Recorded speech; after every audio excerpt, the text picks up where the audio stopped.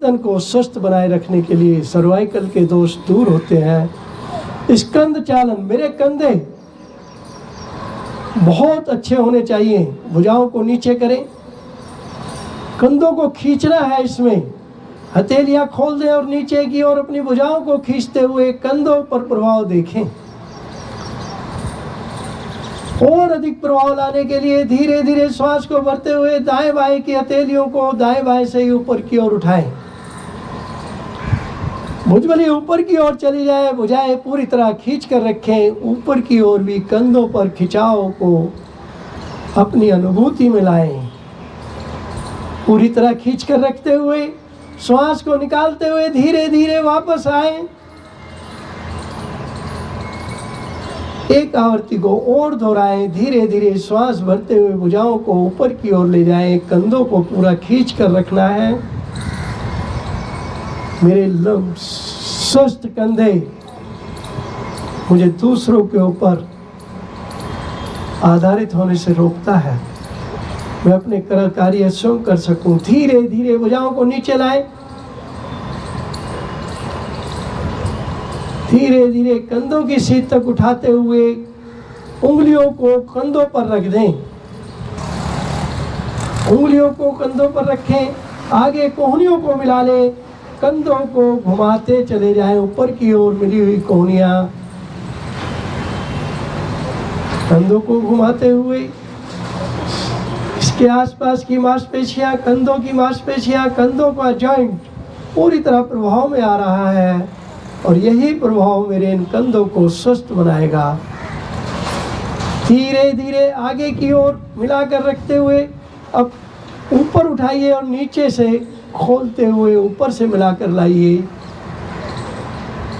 नीचे से खोलते हुए पीछे की ओर जाकर ऊपर मिलाकर 2-3 आवृत्तियों को दोहराएं। सहज स्थिति आपकी बनी रहे। अनावश्यक चेष्टा नहीं करनी। नियमित अभ्यास से आप अपने कंधों को स्वस्थ रख पाएंगे। धीरे से वापस भुजाएं नीचे। थोड़ा सा और बढ़ते हैं, रीढ़ को प्रभावित करते हैं। पूरी रीढ़ प्रभाव में आ जाए। कटी चालन, धीरे से पैरों में कंधों जितना अंतर बनाएं और धीरे धीरे श्वास भरते हुए भुजाओं को आगे से सामने की ओर लेते हुए हथेली एक दूसरे के समानांतर हो जाए। पूरी तरह खिंचाव दें। दाहिनी ओर जाते हुए श्वास को बाहर निकालते हुए बाईं हथेली दाहिने कंधे पर रखें और बाईं हथेली को वापस लाते हुए बाईं ओर जाएं। दाहिनी हथेली को कंधे पर रखें। कोहनी आपकी पूरी तरह खिंची रहे, नीचे की ओर ना जाए। नीचे की ओर नहीं जानी, कोहनी उसी सीध में रहेगी।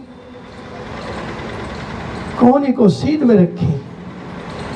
जब हम प्रारंभ में करते हैं तो मन की स्थिति थोड़ी सी डावाडोल होती है, लेकिन नियमित अभ्यास से आपके मन को वो आनंद प्राप्त होगा जो बाहर नहीं मिलेगा।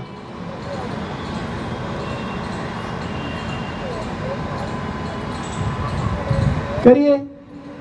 धीरे से करके वापस आए। भुजाएं नीचे। टांगों के जोड़ प्रभावित करने हैं। सबसे मुख्य जोड़ उसका घुटना है। भुजाओं में फिर कंधों जितना अंतर कर लें और भुजाओं को आगे की ओर हथेली नीचे की ओर रखते हुए कंधों की सीध तक उठाएं। उठाइए बेटे, सामने देखिए। अगर देखना है तो उस बच्चे को छोड़ दीजिए, ठीक है ना? आपको कहा गया है। हाँ। बहुत धीरे धीरे इन घुटनों को प्रभावित करना है। घुटने स्वस्थ बने रहे। घुटनों को मोड़िए।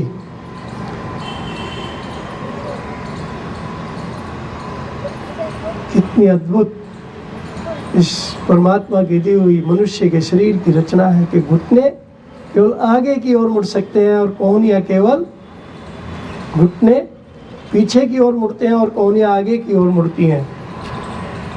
धीरे धीरे वापस एक आवृत्ति और दोहराएं। कुर्सी आसन के नाम से ये कहा गया है। जैसे कुर्सी की शेप बनती है ऐसे अपने शरीर की शेप बनाएं। धीरे धीरे वापस भुजाएं नीचे। रिलैक्स। आइए खड़े होने वाले आसनों का अभ्यास करते हैं। ताड़ आसन।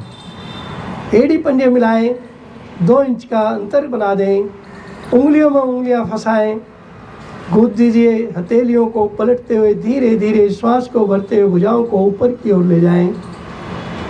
पूरी तरह खींच कर रखें।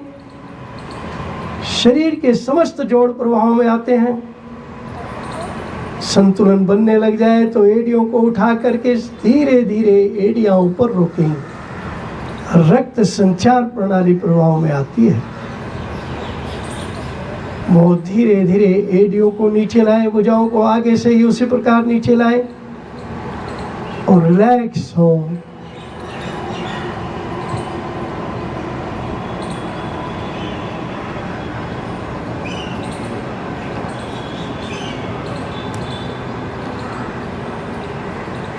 पाद हस्तासन। धीरे धीरे भुजाओं को श्वास भरते हुए ऊपर की ओर ले जाएं। पूरी तरह खींच कर रखें। खिंचे हुए शरीर के अंदर और श्वास भरें। कमर के निचले भाग से आगे की ओर झुकते हुए श्वास को धीमी गति से निकालते जाएं। पहले हमने श्वसन प्रणाली को प्रभावित किया, अब पाचन प्रणाली को आप प्रभावित कर रहे हैं। इस स्थिति से पाचन मेरा सुदृढ़ बनता है। बहुत धीरे धीरे श्वास को भरते हुए कमर को उठाते चले जाएं। भुजबली कान के साथ अपने आप रहे, ऊपर जाइए और खींच कर रखते हुए धीरे धीरे वापस लाएं।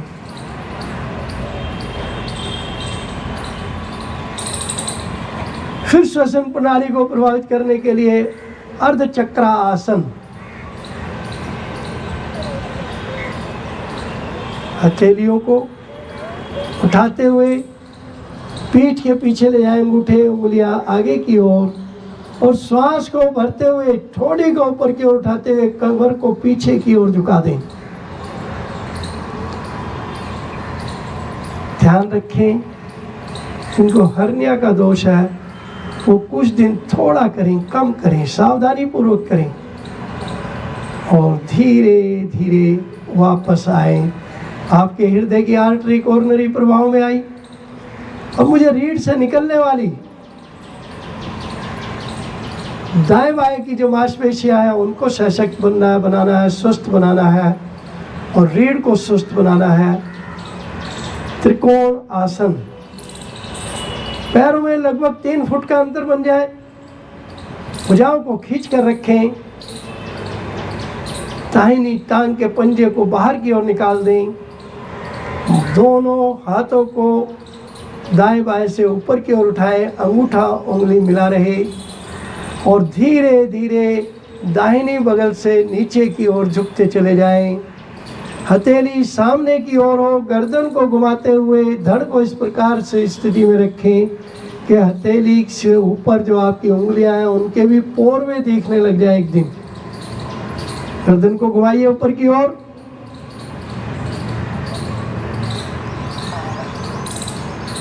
कुछ दिन धीरे धीरे बिना रुके करने के अभ्यास से फिर रुकने का अभ्यास बन जाता है। धीरे धीरे वापस आए।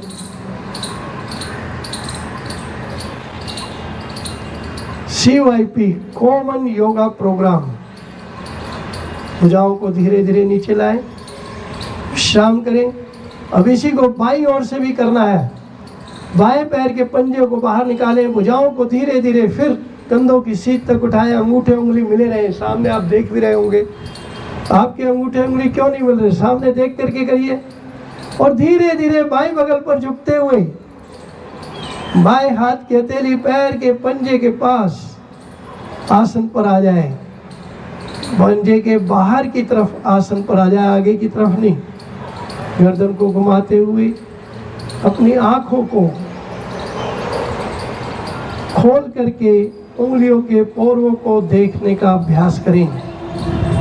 धीरे धीरे वापस भुजाओं को नीचे लाएं, पैरों में अंतर कम करें, आसन पर बैठ जाएं। सम अवस्था के अंदर बैठना, पैरों को सीधा कर लीजिए, हथेलियों को दाएं बाएं लगा लीजिए, आगे की दाएं बाएं उंगलियां आगे की ओर। सम अवस्था में पैरों के पंजे थोड़े से खुले होते हैं। आप देख रहे हैं सामने, तो अपना क्यों नहीं कर रहे आप? सीखने के लिए देखना, सुनना और पढ़ना बहुत आवश्यक है। तीनों चीज़ें ये, कुछ हम सुन करके सीखते हैं, कुछ हम देख करके सीखते हैं और कुछ हम आप ग्रंथों को पढ़ करके सीखते हैं।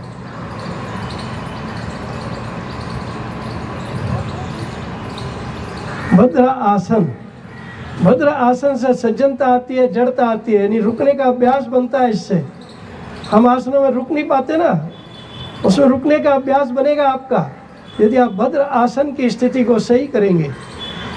दंड आसन की स्थिति लें, दोनों एड़ियों को अपनी ओर मोड़ते हुए एड़ी पंजे मिलाकर अपनी एड़ियों को अपने मूल स्थान तक ले जाएं, यानी अपने शरीर से स्पर्श करा दें। उंगलियों में उंगलियां फंसाकर पकड़ बना करके पंजों को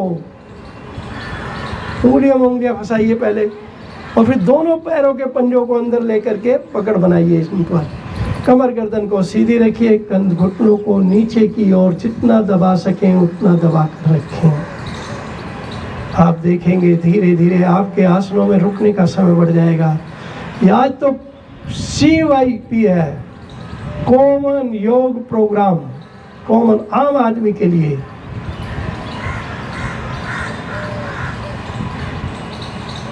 भद्र आसन, सज्जनता के भाव बढ़ते हैं, विचारों की सकारात्मकता बढ़ती है, नकारात्मक विचार दूर होते हैं। धीरे धीरे वापस आए, सम स्थिति लें। वज्र आसन, दाहिनी टांग को मोड़ते हुए उसकी एड़ी को पीछे ले जाएं। इसी प्रकार बाईं टांग को मोड़ते हुए उसकी एड़ी को पीछे ले जाएं और एड़ियों को दाएं बाएं खोलते हुए पैरों के पंजों को मिलाकर रखें। हथेलियां घुटनों पर लें। वज्र आसन पाचन प्रणाली को प्रभावित करता है।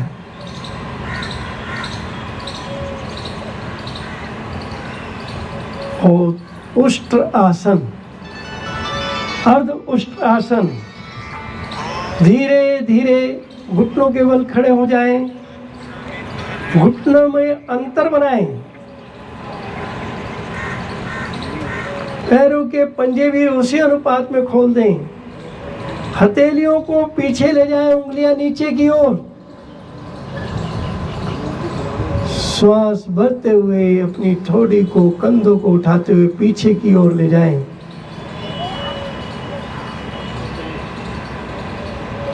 खींच कर रखें। धीरे धीरे वापस। जिनको चक्कर आते हैं बड़े ध्यान पूर्वक करेंगे वो वज्र आसन में विश्राम करें।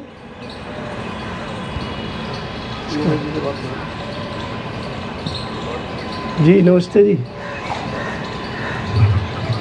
वज्रासन में विश्राम करिए। उष्टासन, घुटनों पर खड़े हो जाएं।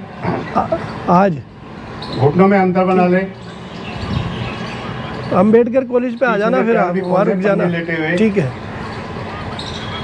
कमर को थोड़ा पीछे की ओर घुमाइए। दाएं हाथ दाएं पैर के पंजे पर रखिए, बाएं हाथ बाएं पैर के पंजे पर रखिए। घुटनों से जंघाओं को सीधा रखिए। हथेलियां तलवों पर, वो धीरे धीरे वापस।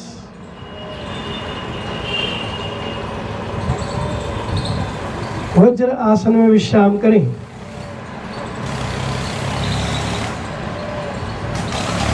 बहुत धीरे धीरे हम आसनों को बढ़ाते जा रहे हैं। उनकी गुणवत्ता के द्वारा ही आपकी ये शरीर की स्वस्थता प्राप्त होगी। यदि आसनों की गुणवत्ता आपकी बढ़ जाएगी तो आप देखेंगे जीवन के अंदर कितना परिवर्तन आएगा। शशक आसन, घुटनों में अंतर बनाएं, हथेलियां आसन पर लगाएं और धीरे धीरे श्वास को निकालते हुए हथेलियों को आगे की ओर ले जाएं। ठोड़ी को आसन पर रखें। ठोड़ी आसन पर, ठोड़ी और माथे में अंतर है, जानते हैं आप, हिंदी इतनी तो जानते होंगे। ठोड़ी को आसन पर रखिए, भुजाओं को खींच कर रखिए। समर्पण का भाव मन में आता है और शरीर की जो ग्रंथियों पर दुष्प्रभाव पड़ता है, क्रोध का, ईर्ष्या का, द्वेष का, लालच का, एड्रिनल ग्लैंड्स प्रभावित में आकर के उस दूषित प्रभाव को दूर करता है। दोनों गुर्दों के ऊपर, किडनी के ऊपर एड्रिनल ग्लैंड्स हैं। धीरे धीरे हथेलियों को वापस लाते हुए वज्रासन में विश्राम करें। उत्तान मंडूक आसन, घुटनों में फिर अंतर बनाएं और बहुत धीरे धीरे भुजाओं को ऊपर की ओर उठाते चले जाएं। दाहिनी हथेली को बाएं कंधे पर ले जाएं पीछे की ओर और बाएं हथेली को दाहिने कंधे पर ले जाएं। अपनी ठुड्डी को ऊपर की ओर उठा दें, खींच कर रखें और कंधे खींचे हुए। सर्वाइकल के दोष, थैरोसिक के दोष पूरी तरह प्रभाव में आते हैं। बहुत धीरे धीरे श्वास को भरते हुए ऊपर की ओर उठाएं, भुजाओं को नीचे लाएं। अब दूसरी ओर से करना है, फिर भुजाओं को धीरे धीरे ऊपर की ओर उठाते चले जाएं। बाईं हथेली को पलटते हुए दाहिने कंधे पर रख दें। दाएं हथेली को पलटते हुए बाएं कंधे पर ले जाएं। अपनी ठोड़ी को उठाइए, चिन को ऊपर की तरफ पूरी तरह खींचिए। चिन को खींचिए। अक्सर चिन इस समय नीचे हो जाती है, उसको ऊपर उठाना है। बहुत धीरे धीरे वापस पेट के बल लेट जाएं। मकर आसन, सामने देख ले, लेटिए पेट के बल। दोनों हथेलियों को एक दूसरे के ऊपर रखें। बाईं हथेली नीचे और दाहिनी हथेली ऊपर और बायां दाहिना कान उसके ऊपर रख दें। पीछे से टांगों को खोलें।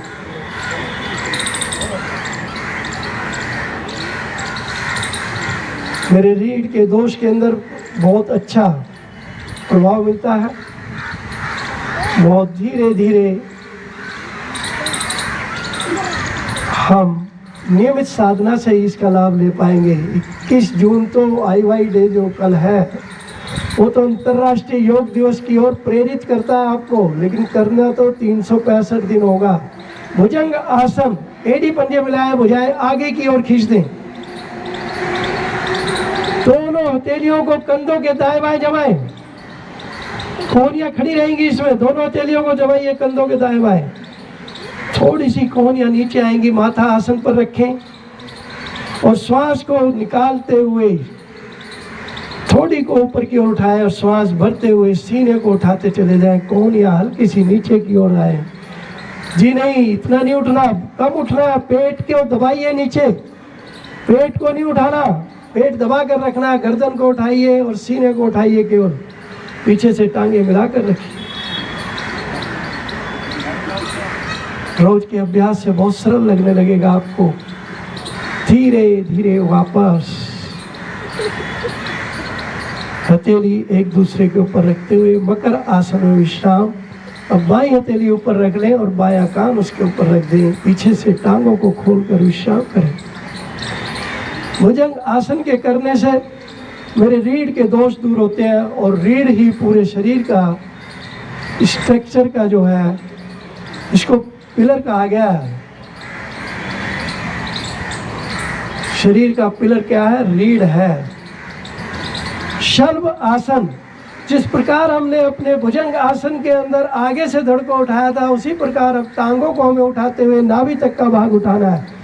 पहले आगे से उठाया था, नाभि को दबा के रखा था, और अब नाभि को ऊपर की ओर उठा देना। इतना अभ्यास करना है। भुजाओं को साथ में ले लें, शरीर के हथेलियाँ पलट कर रख लें।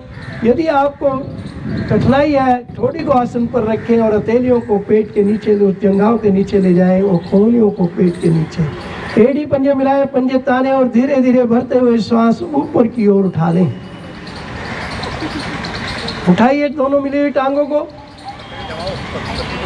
टांगे उठाइए, उठाइए। नाभि तक का भाग पीछे से उठ जाए आपका।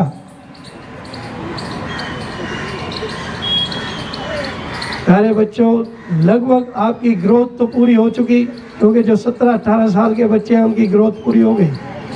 लेकिन इस ग्रोथ को बनाए रखने के लिए, इसके अंदर ऊर्जा बनाए रखने के लिए आपको आसनों का अभ्यास करना ही पड़ेगा। धीरे धीरे वापस, धीरे से दाहिनी कोहनी का सहारा लेते हुए दाहिनी ओर से उठ जाएं। पीठ के बल लेट जाएं। सेतुबंद आसन, एड़ी पंजे मिलाए, पंजे ताने भुजाएं शरीर के साथ खींचे हुई, दोनों घुटनों को खड़ा करें, पकड़ बनाएं, दाहिने हाथ से दाहिने टखने को, बाएं हाथ से बाएं टखने को पकड़ बनाएं और धीरे धीरे रीढ़ के निचले भाग को ऊपर की ओर उठाएं। थोड़ी आपके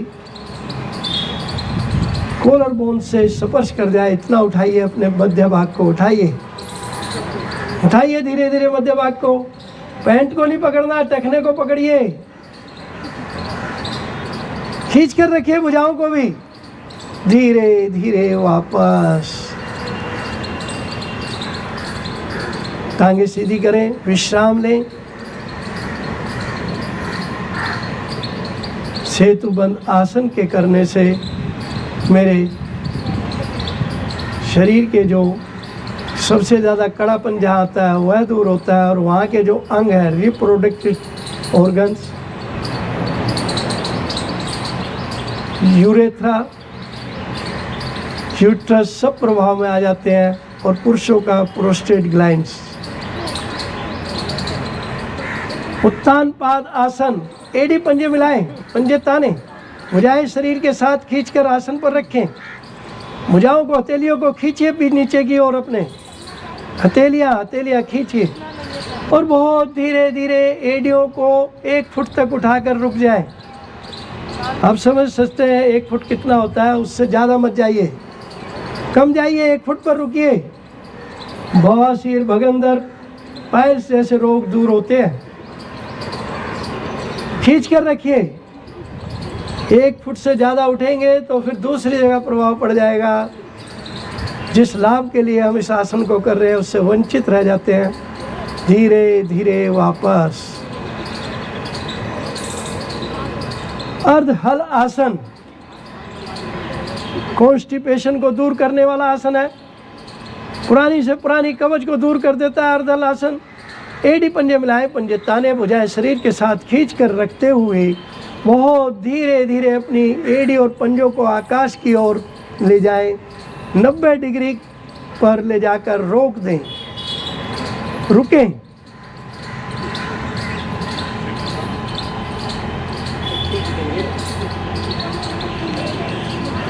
हथेलियां शरीर के साथ आसन पर खिंची हुई, हथेलियों का रुख आसन पर। धीरे धीरे वापस।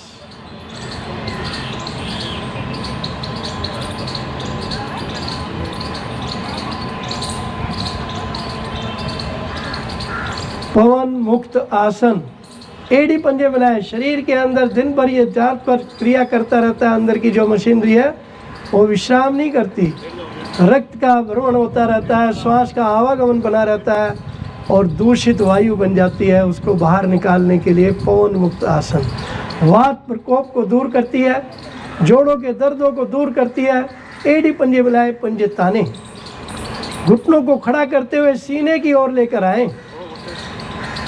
उंगलियों में उंगलियां फंसा करके घुटनों से थोड़ा नीचे पकड़ बनाएं और श्वास को भरते हुए अपनी जंघाओं से अपने पेट को दबाएं। श्वास को निकालते हुए धीरे धीरे ठुड्डी को दोनों घुटनों के मध्य रख दें। सर को उठाते चले जाएं, ठुड्डी को नज़दीक लाकर दोनों घुटनों के मध्य स्पर्श कराकर रुक जाएं। धीरे धीरे वापस।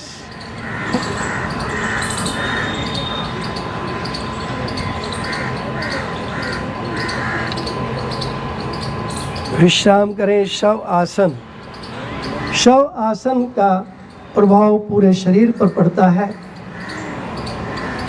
शरीर के अंदर संतुलन बनता है और मन के अंदर संतुलन बनता है। उस संतुलन को बनाने के लिए पैरों से सर तक, सर से पैरों तक शरीर को ढीला छोड़ दें और ढीले शरीर का अपने मन के द्वारा पैरों से लेकर के सर तक मानसिक अवलोकन करें। मानसिक अवलोकन करते करते मन बाहर जाता है तो श्वास प्रश्वास पर अपने मन को लगा दें।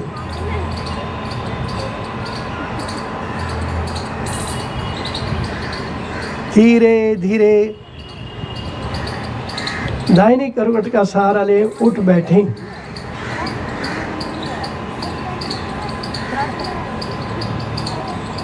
स्थिरता का आसन चुने।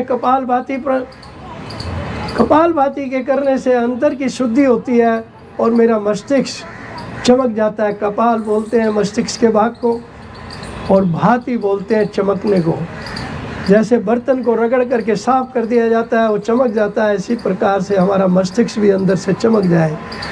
चेहरे पर सौम्यता आती है, चेहरे पर एक तेज आता है कपालभाति के करने से। श्वास को धीरे धीरे भरें, हाथ ज्ञान मुद्रा में रखें और पेट को पिचकाएं, श्वास को छोड़ें।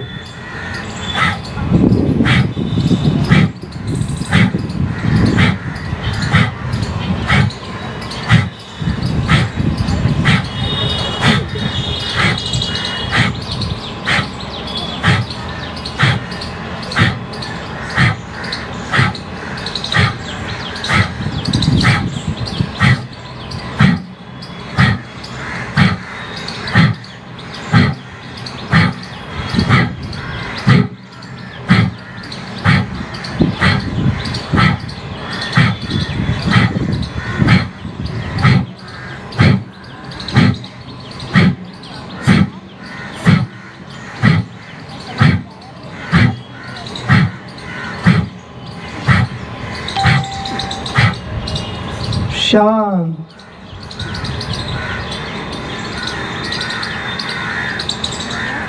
पुनः श्वास को भरें, एक राउंड और लें, पेट पिचकाए, श्वास छोड़ें।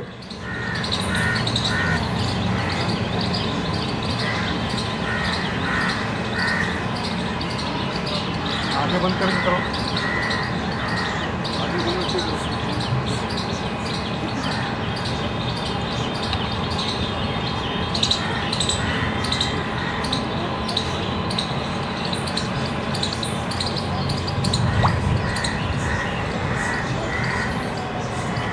शांत।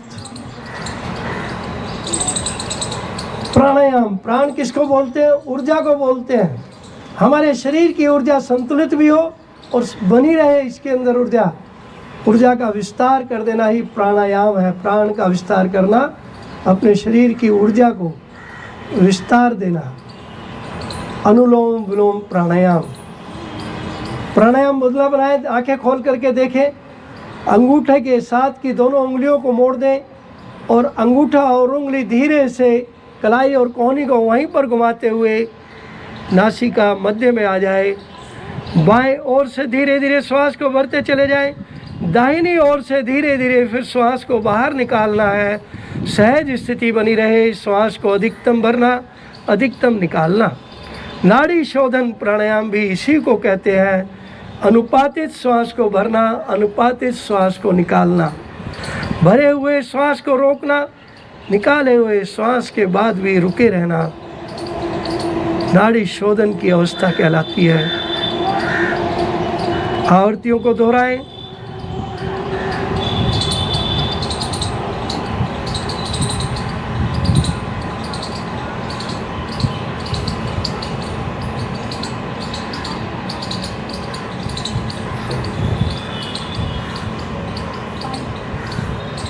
धीरे धीरे वापस बाईं ओर से श्वास को निकालते हुए भुजा को नीचे ले आए।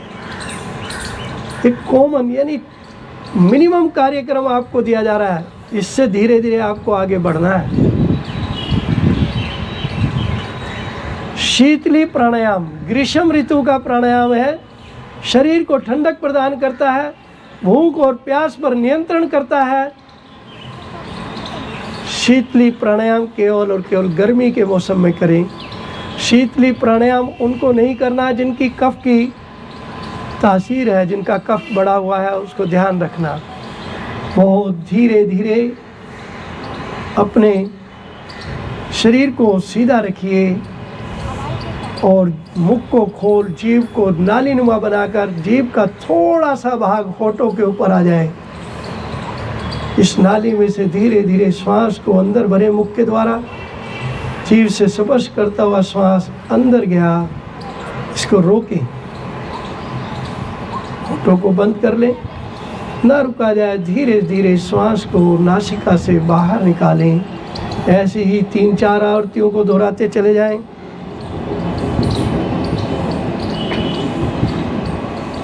बार बार पानी पीने का अभ्यास, बार बार भोजन करने का अभ्यास समाप्त हो जाएगा। फिर समय पर आप भोजन करेंगे, समय पर आप जल पिएंगे। भूख प्यास आपको सताएगी नहीं, उस पर नियंत्रण हो जाएगा। एक समय के भोजन यदि वंचित भी हो गए हम किसी कारण, तो अगले समय पर भोजन की प्रतीक्षा नहीं करनी पड़ेगी। स्वतः अगले समय पर आप भोजन करने की व्यवस्था करें। इतना नियंत्रण भूख और प्यास पर। शांत बैठें। भ्रामरी प्राणायाम। भ्रामरी प्राणायाम 2 स्थितियों में किया जाता है। पहली स्थिति है अंजलि मुद्रा के अंदर, हथेली पर हथेली रखें और अपनी गोद में उसको रख दीजिए। हथेली टिकी हुई हो, कमर गर्दन सीधी हो और थोड़ा सा कंठ पर प्रभाव डालते हुए भंवरे जैसी आवाज़ निकालने का प्रयत्न करें। बहुत निकट बैठा हो उसको ही वह सुनाई दे।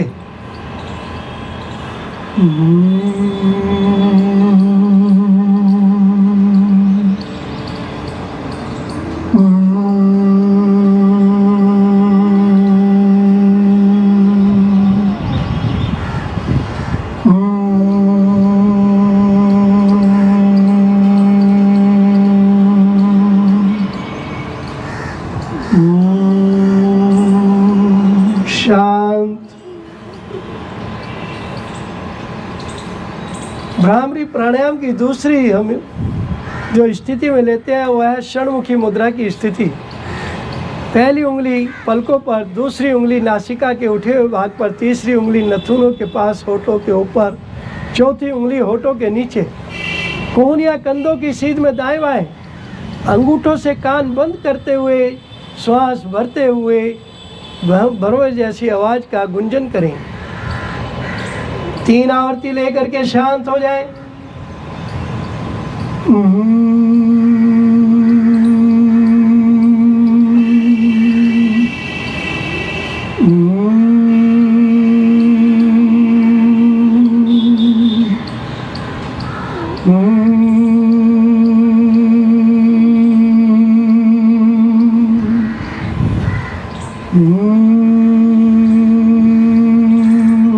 शांत।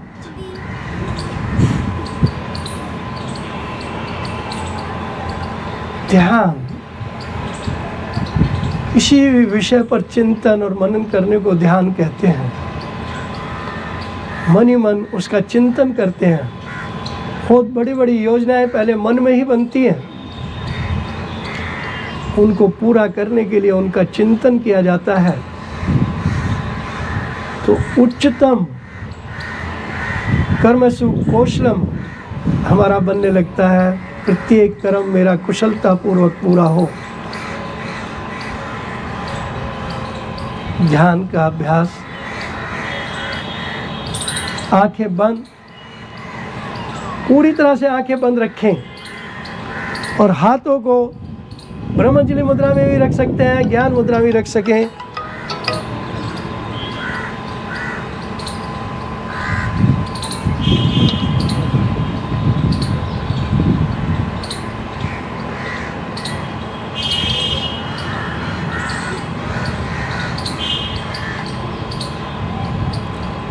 मेरे पश्चात आप दोहराएंगे। हमें अपने मन को हमेशा संतुलित रखना है। इसी में हमारा उच्चतम विकास संभव है। और मैं अपने कर्तव्य के प्रति, कुटुंब के प्रति, समाज के प्रति व समूचे विश्व के प्रति